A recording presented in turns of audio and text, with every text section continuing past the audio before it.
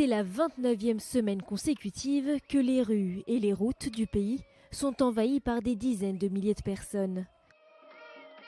Au terme d'une marche de 4 jours qualifiée d'historique, les manifestants anti-réforme sont finalement arrivés à Jérusalem sous une chaleur de plomb. La marche avait débuté mardi à Tel Aviv. Des milliers de personnes de tout le pays ont rejoint le groupe pour la dernière étape, dépassant les espérances des organisateurs.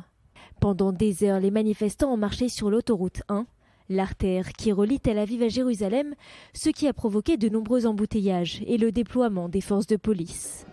Progressivement, l'entrée de la capitale s'est transformée en une mer de drapeaux bleus et blancs.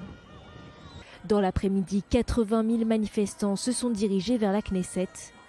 À proximité, beaucoup ont installé des tentes dans le parc Saker et ont prévu d'y rester jusqu'à nouvel ordre, dans le cadre d'un ultime effort pour faire pression sur la coalition. De nombreuses autres villes ont été le théâtre de manifestations, mais aussi d'affrontements avec les forces de police. 170 000 personnes étaient présentes à Tel Aviv, dont 100 000 sur la rue Kaplan, 14 000 à Haïfa et 10 000 à Netanya. Les manifestants ont aussi bloqué les routes à Tel Aviv. L'autoroute Ayalon est restée bloquée à la circulation pendant des heures. Je n'arrive pas à croire que je dise ça, mais nous explorons des options à l'étranger. Malgré toutes les difficultés à notre âge, nous envisageons de nous installer ailleurs afin que ce soit plus facile et meilleur pour nos enfants. Ce dimanche soir, les partisans de la réforme devraient se rassembler à leur tour à Tel Aviv. Les députés doivent voter ce lundi en deuxième et troisième lecture la clause de raisonnabilité.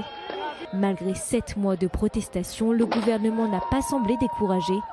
Plusieurs responsables au sein de la coalition ont déclaré qu'ils ne capituleraient pas et qu'ils étaient déterminés à adopter la législation.